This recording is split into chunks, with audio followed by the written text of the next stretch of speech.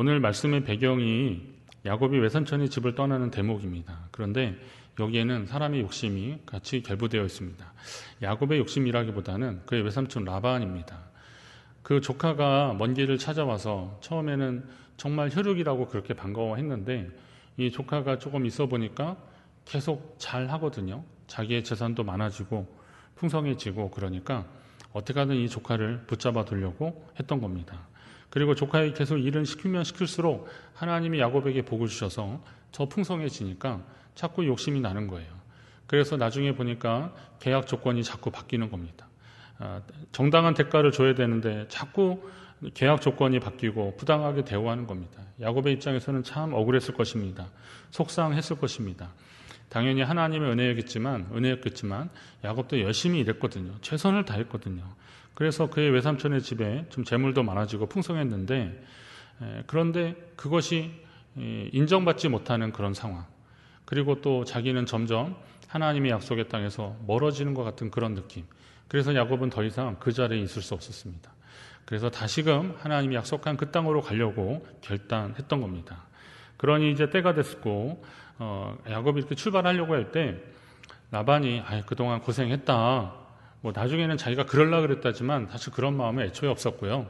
아무튼 외삼촌이 야곱에게 그동안 고생했다, 수고했다, 격려하고 그를 축복하고 떠나보냈으면 가장 이상적이고 훈훈한 이별이 되었을 텐데, 하지만 본문을 보니까 보통의 기대대로 되지 않았습니다. 인생은 만남도 중요하지만 헤어질 때 잘해야 되더라고요. 이별도 행복해야 되더라고요. 우리 이렇게 만나고 헤어질 때 그때 뭐 모두가 다 축복된 그런 만남, 뭐 이렇게 다 그렇지 않더라도 적어도 헤어질 때 상대를 축복하고 그리고 잘 되기를 빌어주는 그런 관계가 참 필요합니다. 인생은 만남도 중요하지만 그러나 이 헤어질 때도 잘해야 되더라고요. 교회 와서 이렇게 예배드리고 만나고 그리고 헤어질 때 그때도 잘해야 되는데, 이런 단순한 만남도 잘해야 되지만 또 관계성에 있어서도 참 중요하더라고요. 상대를 축복하는 사람이 복된 삶을 사는 겁니다. 여러분 그걸 아셔야 돼요. 여러분 주변에 여러분이 축복하면서 그 관계가 잘 되고 그리고 하나님의 복을 받은 사람들이 점점 많아진다고 생각을 해보십시오. 그럼 이거는 감사한 제목들이 될 겁니다. 그런데 그렇지 않고 축복보다는 비난과 저주 이런 것들이 많다고 생각해 보십시오. 그럼 그 사람이 잘 되겠습니까? 혹시 잘 돼도 나와는 상관없는 일들이 되기 때문에 아마 그것 때문에 마음 아파하게 될 것입니다. 그러나 여러분에게 이런 축복의 만남이 있기를 주의 이름으로 축원합니다. 자, 그러면 야곱이 일어났다 그랬습니다. 오늘 17절에 보니까 야곱이 일어났다라고 했는데, 야곱이 왜 일어난 것입니까? 자식들과 아내들을 낙타들에게 태우고 그리고 출발하는데, 이 일어났다라고 하는 단어에 좀 주목했습니다. 예수님이 사역하실 때 회당장의 딸이 죽게 되었습니다. 가보니까 죽었어요. 그런데 예수님이 그 아이의 손을 잡고 달리다굼, 일어나라. 보니까 이 소녀야 일어나라 라고 그렇게 말씀하십니다. 이게 이제 아람어인데 그게 음역을 한 겁니다. 원래 히브리어는 달리다쿰입니다. 쿰이라는 말이 뭐냐면 일어나라 이겁니다. 일어나라. 일어나다, 일으켜 세우다 이런 뜻이 가지고 있는 게 쿰입니다. 쿰. 그러니까 지금 예수님이 소녀야 일어나라. 히브리어의 이 쿰이라는 단어에 좀 주목해 보십시오. 자, 여기 야곱이 일어났다라고 할 때 사용된 단어가 같은 쿰이라는 단어입니다. 자, 그러면 앞에 어떤 일이 있었냐면 야곱이 아버지 집으로 돌아가려고 마음 먹고 그리고 아내들을 불러서, 식구들을 불러서 지금 자기가 그곳으로 가야겠다라고 하는 상황을 이야기해 주고 있습니다. 이게 뭐 남편이 집안의 가장이 그런다니까 당연히 그냥 따라가는 것 같지만 당시의 상황으로 보면은 이게 좀 쉽지는 않습니다. 왜냐하면 지금 그들이 살고 있는 것은 메소포타미아 문명이 발달된 이 하란이라고 하는 지역이고요. 그리고 야곱이 지금 가려고 하는 지역은 어디냐면 가나안 땅입니다. 여기는 굉장히 낯설고 문명적으로 좀 굉장히 낙후된 곳입니다. 그러면 야곱이야 자기 아버지, 할아버지 때부터 하나님이 약속하신 곳이었으니까 그 땅이 하나님의 약속의 땅인 줄 알고 그곳에 간다지만 이 문명에 익숙한 가족들이, 아내와 가족들이 그곳으로 간다는 것은 야, 내가 가장이니까 나를 따르라. 그래서 무조건 갈 일은 아닌 거죠. 그리고 야곱이 이 처음에 여기 혼자 온 거잖아요. 근데 식구들이 많아진 거니까 이거는 섣부르게 그냥 나를 따라와라 이렇게 할 건 아닙니다. 그래서 가족들에게 동의를 얻는 겁니다. 동의를 얻는 겁니다. 그래서 아내들을 설득하는 겁니다. 그리고 연결된 장면이 오늘 말씀의 시작입니다. 자, 야곱이 누구에게 힘을 얻었냐면 우선 하나님의 명령이었기 때문에 힘을 얻었습니다. 여러분, 하나님이 여러분에게 명령하셨다면 내가 너와 함께하리라 약속의 말씀도 함께 주신 줄 믿으시기 바랍니다. 하나님이 말씀하신 거예요. 그러면 그건 하나님이 그 약속을, 그 말씀을 이루기까지 나와 함께 하신다라고 하신 거니까 그건 뭐 의심할 여지 없이 하나님이 나와 동행하시며 그것을 이루기까지 나를 도우신다는 약속들입니다. 그러니 이건 우리가 충분히 힘을 얻을 수 있는 대목들입니다. 저도 사역을 하면서 하나님의 부르심에 대한 확신이 있었지만 근데 계속 어떤 상황 속에서는 이게 맞는가라고 할 때 하나님이 또 다시 제게 마음의 확신을 주시고 믿음의 확신을 주시는 그런 사건들을 통해서 하나님은 이 일을 이루시겠구나라고 하는 자신감이 생기더라고요. 저는 그 하나님을 믿고 의지하며 사역을 하는 것이 또 저의 기쁨이었습니다. 자, 그러면 하나님이 명령하실 때 그것을 통해서 힘을 얻고 또 야곱이 또 힘을 얻은 것은 가족이었습니다. 가족. 야곱이 가족들의 동의와 지지가 있었기 때문에 그는 그곳에서 일어날 수 있었던 겁니다. 여러분에게도 이런 가족이 있기를 주의 이름으로 축원합니다. 혹시 우리 가족이 그렇지 않다면 그런 가족이 되도록 역시 막 만드셔야 됩니다. 힘들고 어려울 때 힘이 되는 가족이 있어야 하고 또 그런 가족에게 감사하셔야 되는 겁니다.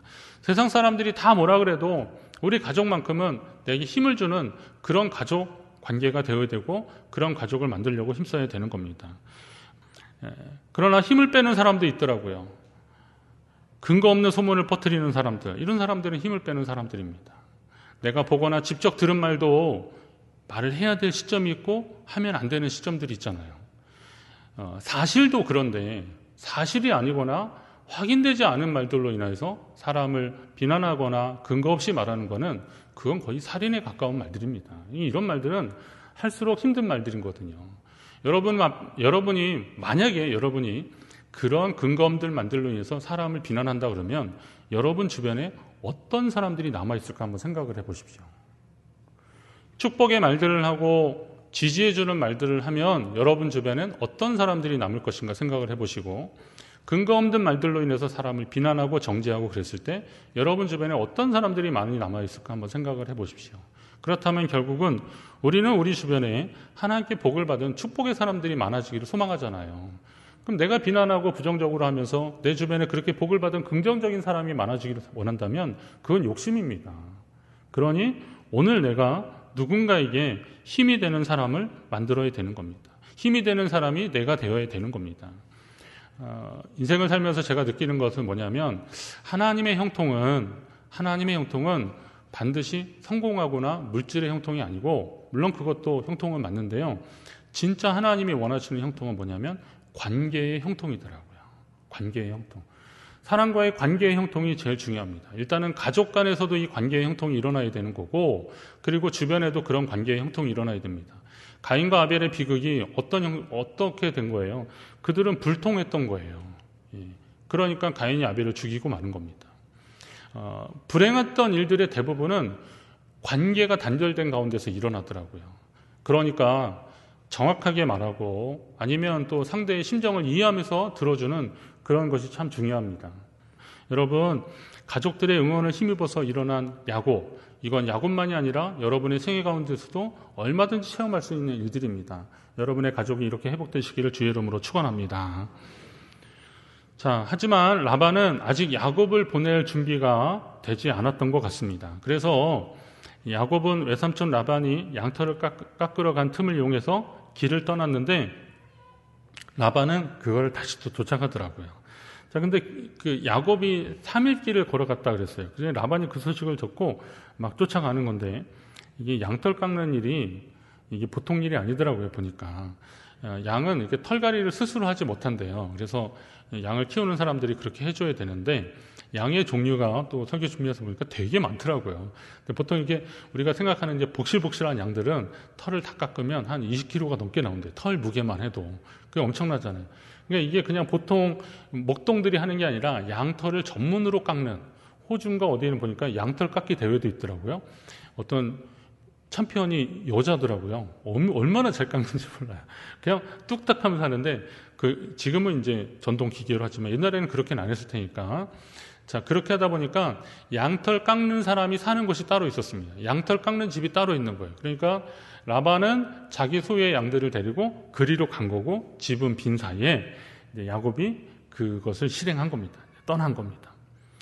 자, 그래서 양털을 깎으러 간 사이에 출발했는데 야곱이 도망쳤다는 소식을 들은 라반이 그 중요한 양털 깎는 일을 멈추고 또 7일 길을 쫓아갑니다. 이거 도합 한 열흘 길을 간 거예요. 열흘 길을 생각을 해보세요.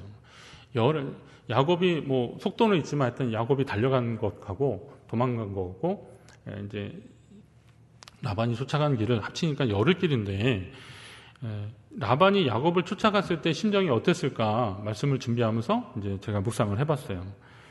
라반에게 야곱은 어떤 존재였을까? 한번 생각해 보세요. 여러분도 한번 상상을 한번 해보세요. 라반에게 혈육이어서 여동생이 아들이니까 처음에 왔을 때 얼마나 막 얼싸안고 기쁘고 막 그랬잖아요. 그러다 보니까 꽤 며칠 있다 보니까 이건 뭐 신체 건강하고 또 반듯하고 잘 괜찮은 것 같고, 그래서 시작은 내가 조카지만 어떻게 그냥 공짜로 일할 수 있느냐, 네가 할 수 있는 일들을 한번 해주고, 그리고 너는 내가 너한테 뭘 해줬으면 좋겠냐 그랬더니 당돌하게 라헬을 제 아내로 달라고 그러는 겁니다. 라반이 아주 깜짝 놀랐는데 그래도 그 약속을 지키려고 하다가 나중에 더 욕심이 나고 그러니까 야곱을 계속 붙잡아 주는 거죠. 약속한 대로 대가를 지불하지 않고, 그리고 자기 소유는 많아지는데 그것은 기쁘지만 야곱을 조금 더 잘해줄 생각은 하지 않는데, 막상 야곱이 떠난다니까 이거 큰일 난 거잖아요. 이거 그냥 보내면 안 되겠다는 생각이 드는 거잖아요. 그래서 야곱을 잡으려고 막 쫓아가는 겁니다. 일단 떠나는 야곱을 잡고 보자는 건데 이게 좋은 마음으로만 잡으려고 한 건 아니었던 것 같아요. 사람들은 평소에 잘 모르다가도 그가 소중한 사람이었다는 것을 떠난 뒤에 깨닫게 되더라고요. 그 사람이 떠난 뒤에 그 사람의 빈자리, 그리고 우리 그래서 뭐 든 자리는 몰라도 나간 자리는 안다고 그러잖아요. 누가 들어온 건 잘 몰라요. 근데 나간 건 알더라고요. 내 인생에 그 사람이 함께 있는데 그 사람이 갑자기 떠났다고 생각해 보십시오. 이게 얼마나 허전해요. 좋은 의미는 허전한 건데, 근데 이것이 그 있을 때 그 좋은 상황들, 있을 때 그 소중한 상황들을 감사하지 못하면 우리는 다음에 똑같은 실수를 할 수 있는 겁니다.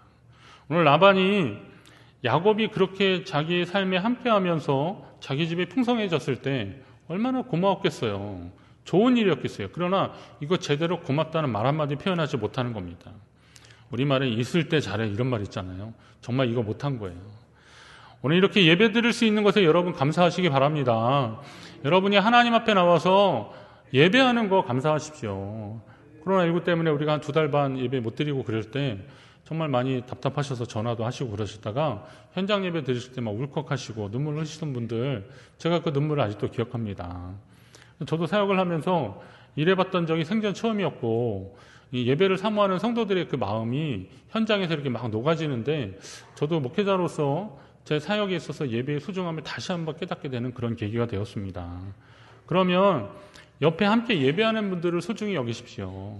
요즘 약간 이제 우리 춘천도 1.5단계 되어서 예배당에 한 30%까지 인원이 들어와도 된다고 하는데요. 여러분 감사하십시오. 우리 옆에 있는 분에게 한번 반갑습니다, 감사합니다 한번 인사하세요. 반갑습니다, 감사합니다. 이렇게 예배 드리는 것이 우리에게 축복입니다. 여러분, 이게 얼마나 소중한 것입니까? 그런데 위험한 것은 당연하다고 생각하는 겁니다. 내가 이렇게 함께하는 것이, 이분과 이 사람과 함께하는 것이 당연하다는 거. 아까 가족 얘기했는데요. 가족이 그런 거더라고요. 가족이 정말 소중한 건데 그러다 보니까 너무 친밀한 나머지 감사의 조건들을 너무 당연한 것으로 여겨서 좀 어려워지는 경우들이 그런 거예요. 그러니까 가족관계가 틀어지는 경우들은 바로 그런 거더라고요. 당연하게 생각하는 거예요. 당연하게. 그리고 그래도 되는 것으로 생각하는 거죠. 그러다 보니까 가장 친밀한 관계 속에서 이 관계가 꼬여버리는 거더라고요. 그리고 당연하게 생각하는 그 방심들이 결국은 우리의 거리를 멀어지게 하더라고요.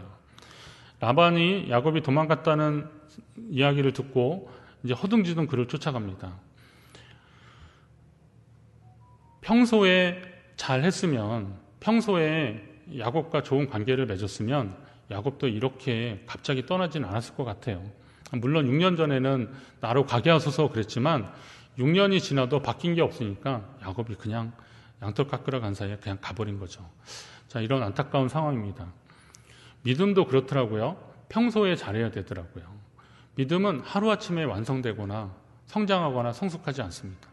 성령이 역사하시면 그가 정말 거의 화학적 변화와 같은 그런 변화도 분명히 일어나긴 하지만 이게 제대로 성숙해지기 위해서는 시간이 좀 필요한 겁니다.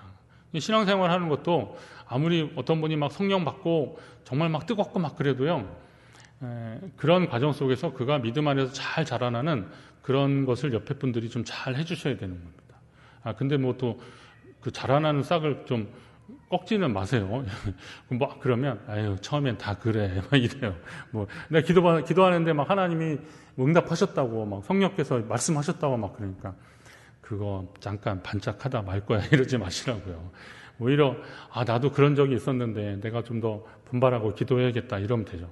물론 좀 그런 응답이 좀 위험한 쪽으로 가는 분들도 있어요. 그럴 때는 어떻게 하셔야 돼요?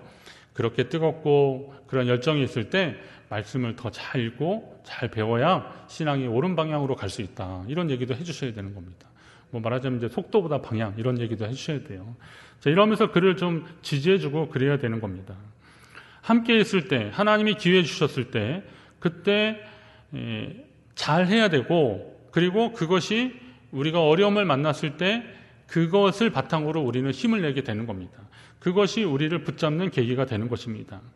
자, 이래서 평소에 하나님의 마음에도 잘 들고 또 사람의 마음도 붙잡는 사람이 지혜로운 사람일 겁니다. 여러분의 삶이 그렇게 되시기를 주의 이름으로 축원합니다.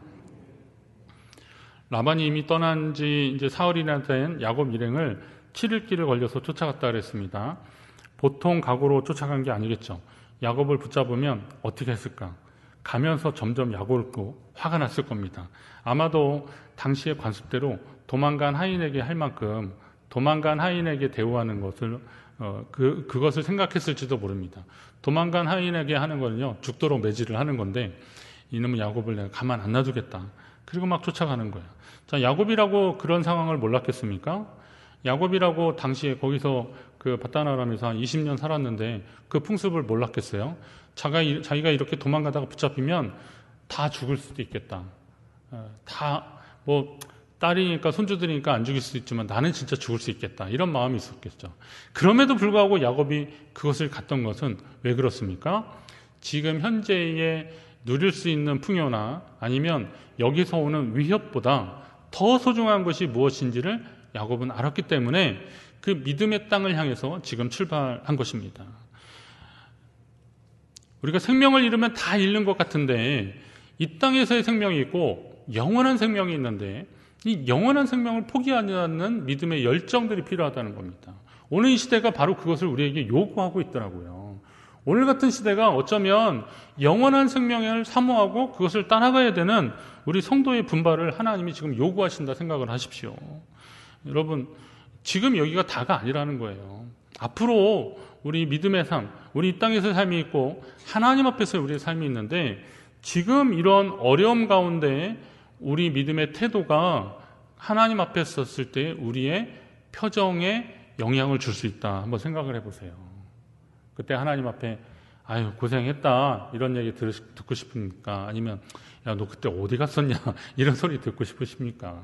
이왕이면 하나님 제가 그때 그런 속에서도 하나님과의 관계를 소중히 여겼습니다. 이런 하나님 앞에도 마음껏 얘기하시고 또 주님께도 칭찬받는 저와 여러분 되시길 바랍니다. 자, 문제는 야곱 가족의 진행 속도입니다. 야곱이 브엘세바를 떠나서 하나원을 올 때는 혼자 왔는데 이게 별 문제 없는데 이제 지금 갈 때는 가족들을 다 데리고 가는 겁니다. 여기에는 가족들도 많고 가축들도 많고 그러니까 이게 속도가 빨리 안 나니까 결국은 붙잡히게 되는 거예요. 이제 붙잡힐 수밖에 없는 그런 상황입니다. 자, 잡히면 아까 말했던 그런 위협이 다가오는 그 순간인데 이제 다른 방법이 없는 그 순간인데 이때가 하나님이 일하시는 때가 되더라고요. 오늘 저는 이 말씀을 드리고 싶은 거예요. 야곱이 라반에게 붙잡혀서 위험하게 된 것을 아신 하나님이 이제는 라반에게 나타나시더라고요. 전에는 야곱에게 가라, 아버지 땅으로, 아버지 집으로 돌아가라 라고 말씀하셨던 하나님이 오늘은 라반에게 현몽, 꿈에 나타나셔서 말씀하시는 거예요. 뭐라 그러시냐면 너는 삼가 야곱에게 선악간에 말하지 말라, 그렇게 말씀하시더라고요. 이 선악간에 말하지 말라, 이건 히브리어 관용구인데요. 그러니까 시시비비 따지지 말고 그에게 뭔가를 책임을 묻지 말고 그런 거 하지 말라는 거예요. 이건 하나님이 라반에게 직접 말씀하시는 거예요. 어떤 해로운 행위를 하지 말라는 거예요. 그를 벌주지 말라, 그에게 위해를 가하지 말라라고 말씀하시는 겁니다. 성경에 이렇게 개입하시는 경우들이 있습니다. 창세기 말씀을 보시면 그 야곱의 할아버지 때도 그랬어요. 애굽으로 갔을 때, 블레셋으로 갔을 때 애굽의 바로왕에게 꿈에 나타나셨고요. 그리고 블레셋에서는 아비멜렉에게 말씀하셨습니다. 아버지 이삭 때도 하나님이 그렇게 말씀하셨어요. 이것은 하나님이 특별한 순간에, 그러니까 우리 힘으로 안 될 때, 그리고 도저히 어떻게 할 수 없을 때, 그때 하나님이 개입하시는 겁니다. 저는 이런 하나님의 개입이 참 감사하더라고요. 왜냐하면 내가 할 수 없을 때 하나님이 일하시는 거니까. 근데 어떤 사람들은 이 하나님의 개입을 간섭이라고 얘기합니다. 하나님이 참견하신다, 이렇게 얘기합니다. 여러분, 간섭이든 간섭이든 뭐 개입이든 그것은 믿음의 관점에서 보면 이건 감사한 일이에요. 하나님이 내 삶에 개입하시는 것이 좋은 일 아닙니까? 그거를 뭐 귀찮다고, 아니면 제가 알아서 할 테니까 좀 가만 좀 계시라고, 이런 뭐 사춘기 뭐 학생들입니까? 하나님이 내 삶에 개입하시는 게 얼마나 감사합니까? 우리를 내버려 두지 않으시겠다고 말씀하시는 거거든요. 시편 121편에 보니까 이스라엘을 지키시는 자는 졸지도 않고 주무시지도 않는다 그랬습니다. 계속 이어지면 7절 8절에 보면 하나님이 너를 모든 환난에서 면케하시고 그리고 내 영혼을 지키시는데 너희 출입을 지금부터 언제까지? 영원까지 지켜주시겠다고 약속하고 계시는 거예요. 언제요? 언제 이렇게 개입하시는 거예요? 내가 안 될 때, 내 힘으로 안 될 때, 두 손 들었을 때 하나님이 약속하시고 말씀하시고 지금 찾아오시는 겁니다. 하나님의 명령을 따라 믿음으로 아버지 집으로 간 야곱, 사람들은 이 야곱을 도망했다고 그렇게 얘기합니다. 외삼촌 집을 도망갔다. 거기서 도망갔다.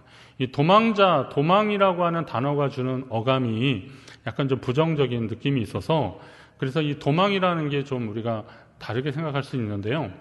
근데 그 건물 붕괴할 때 주변 CCTV 한번 보셨습니까? 거기 보니까 행사 관계자들, 안전요원들 이런 사람들이요. 그 반대쪽으로 막 도망가더라고요. 보니까. 이쪽으로 막 달려가더라고요. 근데 사람들은 그 건물을 피해서 도망갔다고 하지만 다시 관점으로 보면 그들은 살만한 곳으로 달려간 겁니다. 그곳을 향해서 간 거예요. 그러면 야곱이 오늘 이 밧단-아람 외삼촌 집에서 도망한 것처럼 보일 수 있어요. 사람들이 이걸 도망쳤다고 그럽니다. 그러나 그건 도망간 게 아니에요. 하나님이 약속하신 땅을 향해서 달려간 거예요. 그러면 라반은 야곱을 추격한 사람이지만 그러나 하나님의 뜻에 반한 일을 한 거기 때문에 이건 하나님에게서 도망간 사람이에요. 그러니까 진짜 도망간 사람은 누구냐? 라반 같은 사람인 거예요. 하나님의 뜻을 이해하지 못하고 하나님의 약속을 약속을 찾아서 따라가는 달려가는 그 사람을 막으려고 하는 사람이 결국 그 사람은 사실은 하나님에게서 도망간 사람이죠. 그러면 진짜 도망자가 누구입니까? 진짜 도망자는 하나님의 뜻에서 멀어진 사람이고요. 추격자는 이 야곱을 쫓아간 라반 같은 사람이 아니라 하나님의 약속을 따라가는 사람, 야곱과 같은 사람입니다. 여러분은 어떤 삶을 사시겠습니까? 도망자의 삶을 사시겠습니까? 추격자의 삶을 사시겠습니까? 하나님의 약속을 따라가는 믿음의 사람 되시기를 간절히 바랍니다.